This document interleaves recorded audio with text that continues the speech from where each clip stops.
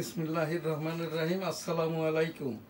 আজকে আমাদের এখানে ডেইলি ভিউজের অনুষ্ঠান www.dailynewsstar.com, দি ডেইলি নিউজ স্টার ইংরেজি সংবাদপত্রের অনলাইন নিউজ পোর্টাল। আজ আমার এখানে অনুষ্ঠানটি উপস্থাপনা এবং সংবাদপত্রের সংবাদ রিড আউট করছেন দি ডেইলি নিউজ স্টার ইংরেজি সংবাদপত্রের সিনিয়র সাংবাদিক এইচ.এম. জামাল উদ্দিন। আমি এখানে দি ডেইলি নিউজ স্টার ইংরেজি সংবাদপত্রের সম্পাদক, অনলাইন নিউজ পোর্টাল www.newsstar.com ইপিও উপস্থিত আছি। আজকের ডেইলি নিউজ স্টারের পত্রিকা থেকে, এই স্টুডিও থেকে আজকের বিভিন্ন পত্রিকার যে পর্যালোচনা করা আছে এবং এই পর্যালোচনায় আজকের দৈনিক ইত্তেফাক পালিয়ে যাওয়া ৭০ জঙ্গি সহ ৭০০ বন্দী এখনো পলাতক। গণতন্ত্রের মানসপুত্র হোসেন শহীদ সোহরাওয়ার্দীর মৃত্যুবার্ষিকী আজ, রাষ্ট্রপতি ও প্রধান উপদেষ্টার বাণী। আমাদের ঐক্য চির ধরেনি, জাতি এখন আরো সবল। বিএনপি ও জামাত সহ দলগুলো নিয়ে একসঙ্গে বৈঠক প্রধান উপদেষ্টা। এইটার উপরেই আমি একটু বলি। এই আপনার যেগুলো সাবজেক্ট ম্যাটার আছে ওইটার উপরেই আমরা টকশোটা করি, সময় তো কম। আজকে গতকাল আর কি ডক্টর মোহাম্মদ ইউনুস মহোদয় বৈষম্য বিরোধী ছাত্র আন্দোলনের যিনি নির্বাচিত নেতা এবং বর্তমান বাংলাদেশের মাননীয় প্রধান উপদেষ্টা, রাজনৈতিক দল, পেশাজীবী এবং ওই যে বৈষম্য বিরোধী ছাত্র নেতাদেরকে নিয়ে যে আলোচনাটা করছেন, এই আলোচনাটা আরো ঘন ঘন হতে হবে। এখানে কিন্তু এই যে সাংবাদিক সাহেব, আপনার দৃষ্টি আকর্ষণ করছি, যেহেতু আন্দোলনটা ছিল ছাত্র জনতার, এই জনতার কাতারে কিন্তু আমরা সাংবাদিকরাও ভূমিকা কম পালন করি নাই। আমার এখান থেকে দি ডেইলি নিউজ স্টার থেকে আর কি আপনি সহ আমরা প্রায় 10টার মতো আর কি যে বৈষম্যগুলোর ভিতরে সরকার ছিল তার অন্যতম বিনা ভোটে এমপি হওয়ার পরে তৎকালীন সরকারের ওই যে মন্ত্রী হওয়া, এমপি হওয়া, সরকার পরিচালনা, কিন্তু দলীয় পদ ছাড়ে নাই। যে কথাটা এখন নির্বাচন কমিশন থেকে শপথ নেওয়ার পরেই বলেছেন, যারা রাজনীতিটা করবেন, যারা রাজনৈতিক দলে আছেন, এমনকি বৈষম্য বিরোধী ছাত্র আন্দোলনের, এদেরও একটি রাজনৈতিক দল গঠন করা উচিত। না হলে যারা আন্দোলনকারী, আমরা যারা সাধারণ মানুষ, আপনি আমি যারা কোনো দল পোর্টফোলিওধারী বা রাষ্ট্রকে ভালোবাসি, জনগণকে ভালোবাসি, ধর্মীয় মূল্যবোধকে মূল্যায়ন করি, আমরা তো আর আমরা ব্যক্তি দেখেই ভোট দিব। যারা এই দেশটা এনেছে, দেশের ভালোটা চাই, আমাদের ভালো চাই, দ্রব্য মূল্য কম হবে, এখানটাই আর কি সেই রকমটাই চাই। ওই কাজটাই মাননীয় প্রধান উপদেষ্টা যে কথাটা বলেছেন আর কি, এইটাই আসল কথা। আসলেই আর কি সেই 5 আগস্ট থেকে এই পর্যন্ত এই আন্দোলনে যারা আর কি সরকার পরিচালনা করছে, তাদের ওপরে জনগণের, ছাত্রদের বা আমাদের পেশাজীবী যারা আমরা, আইনজীবী, সাংবাদিক, ওই ডাক্তার, অন্যান্য পেশার সাধারণ মানুষ, একেবারেই খেটে খাওয়া মানুষ, কেউ কিন্তু বিরূপ হয়নি। যেটুক আমাদের একটু অভিমান, সেটা হচ্ছে দ্রব্য মূল্য। আমি যেটা এখান থেকে আমি আমার নিজের পরিবারের জন্য করছি, আমি 1 কেজি আলু মেপে দেখেছি, ডিমের পরিমাণের থেকে একটু বড় আলু 9টা, 8টা বা 7টায় 1 কেজি হয়। 1 কেজি আলুর দাম আমার পাশের দোকানে 90 টাকা, মতিঝিল শাপলা চত্বরে 80 টাকা, আর একটু দূরে রাসা বাজারে গেলে 78 টাকা। আর এখানে আমার এখন একটা ডিমের দাম যে সরকারি রেট করে দিয়েছে আর কি, ভোক্তা অধিকার, 11 টাকা 3 পয়সা। তো আপনি এখানে 12 টাকাই ধরেন আর কি, তাহলে আমি 80 টাকায়, এই 90 টাকায় কয়টা ডিম পাবো? 9 বারং 108, 8 বারং এই আপনার 8 বারং 86। তার মানে আমি 1 কেজি আলুতে পাচ্ছি 8টা বা 9টা সর্বোচ্চ, আর আমি ওই সেই 85 বা 90 টাকায় আমি ডিম পাচ্ছি আপনার 8টা।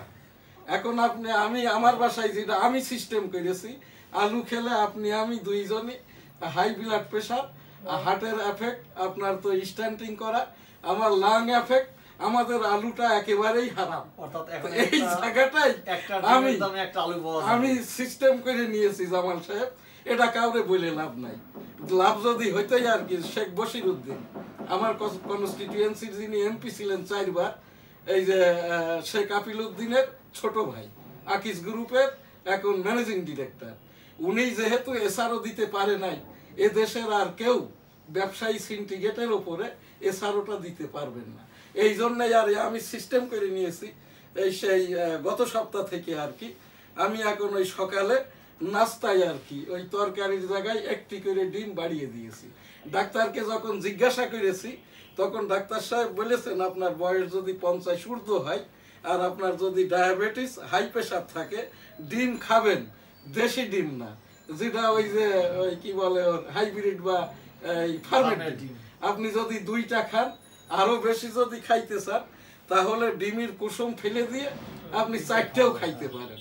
তো এই জায়গাটাই আপনাকে আমি জানাচ্ছি কি জন্য, আপনি আর আমি একই রোগের রোগী।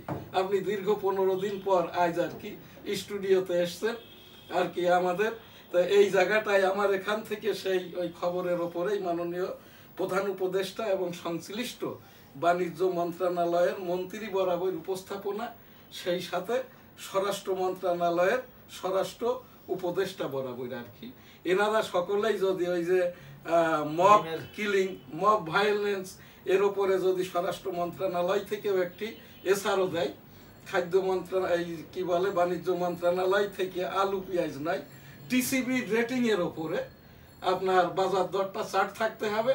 যারাই বসে বিক্রি করে, বাজার হোক ফুটপাথ হোক, হকাররা বাদে মাথায় করে যারা বেচে, ট্রেড লাইসেন্স আর নাই, সে ব্যবসাটা করতে পারবে না। মিল গেটের রেট কত, ওই জায়গাটায় যেরকম রেট চার্ট থাকবে, টিসিবির রেট থাকবে, মিল গেটে আলু কিনেছে কত, পটল কিনেছে কত, শাকসবজি কত, ছোলা কত, ডিমের যেরকম দামটা, এই রেটিংটা যদি হয়। আর আমার ব্যক্তিগত ঘোষণা, অন্যভাবে বললে আবার সেই আগের মতো হবে। আমি এখন যেহেতু ডায়াবেটিস, হার্ট প্রেশার, লাং এবং আমার রোগটাই লিখতে গেলে 2.5 পৃষ্ঠা লাগে। আর এখন যারা উপদেষ্টা হয়েছেন, আমি জেনেছি যিনি অর্থ উপদেষ্টা হয়েছেন আর কি, এনার রোগের বর্ণনা সহ প্রেসক্রিপশন করার আগে 1.5 ঘন্টা লাগে পরীক্ষণ করতে, আর রোগের বর্ণনা লিখতে লাগে 16 মিনিট, ওষুধ দিতে লাগে আরো সময়। তো এই জায়গায় আমি সিদ্ধান্ত নিয়েছি আমি এখন এইটা ডিমটাই খাবো।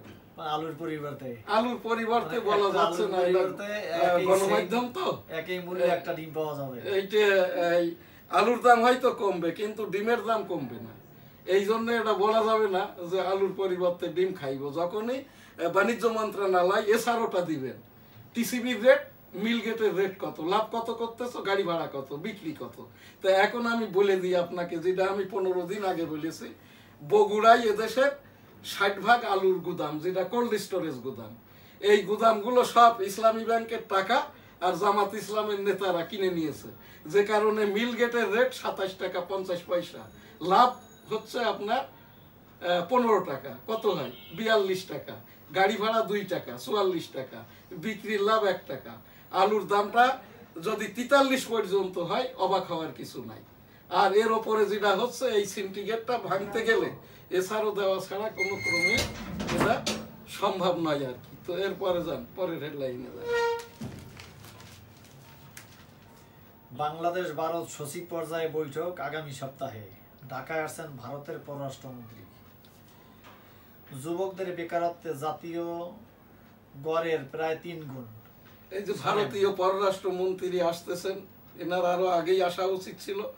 যেদিন ওই যে ওই চিন্ময় কৃষ্ণ দাস, কত বড় দুঃসাহস, আমাদের এই দেশে কিন্তু কোনো মাইনরিটি নাই। আর ইন্ডিয়া থেকে বলা হচ্ছে এই যে কি বলে কৃষ্ণ দাস, উনি আর কি তাদের ওই সংগঠনের কেউ নন, ওই যে বাচ্চা ছেলে পিলেদের শ্লীলতাহানির কারণে তার 6 মাস আগে আর কি তাদের সংগঠন থেকে বহিষ্কার করা হয়েছে। তারই যারা সংগঠন করেছে, এই যে সাইফুল ইসলাম হত্যাকাণ্ড যারা ঘটিয়েছে আর কি, এদেরকে এই চূড়ান্ত ভাবেই আর কি ধরেও ফেলেছে আর কি। এখন যেহেতু এটা আইন আদালতের বিচারের আওতায় গেছে আর কি, এর জন্য যেহেতু ভারতের নামটাই আসছে আর কি, ভারতের এই পররাষ্ট্রমন্ত্রী যদি আরো পূর্বেই আসতো তো আমাদের পরবর্তীতে কোনো ঝামেলাই হয়নি। তারপরেও যেটুক এই বলা হচ্ছে অপপ্রচার, ধর্মীয় সহিংসতা ইত্যাদি এর কিছুই ঘটে নাই এদেশে। এদেশে কোনো মাইনরিটি নাই, আর এরকম কখনোই ঘটে নাই। সেই দেশে আমরা সাংবাদিক আমি আপনাকে একটা কথা বলি আর কি, আমি এখন থেকে প্রায় 20 বছর আগে আমি একটা ওই এমফিল থিসিস জমা দিয়েছিলাম কলকাতা বিশ্ববিদ্যালয়ে, যেটার বিষয়টা ছিল বাংলাদেশে কোনো মাইনরিটি নির্যাতন হয় না।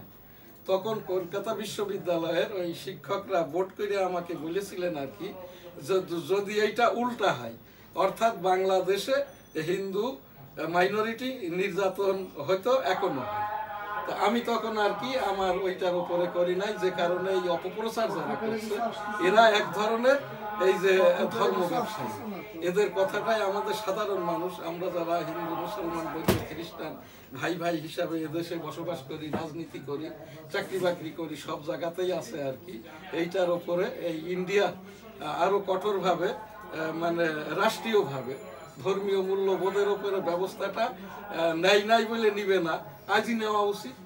পররাষ্ট্রমন্ত্রীর এইগুলো সেটেল করে তারপরেই এই দেশে এসে শুধু ঘোষণাটা দেওয়ার আর কি, যে এখান থেকে যেগুলো ঘটছে যেগুলো হচ্ছে এগুলোর কোনোটাই বাংলাদেশের জন্য কাম্য নয়। কারণ বাংলাদেশে সাধারণ জনগণ, 18 কোটি জনগণ মাইনরিটিতে বিশ্বাস করে না, ধর্মীয় মূল্যবোধে সেকুলারিজমে, সেকুলার মানেই হলো যে যে কর্মটা করে ভালোভাবে করা, ঘোষণা দিয়ে করা, এর নামই কিন্তু সেকুলারিজম।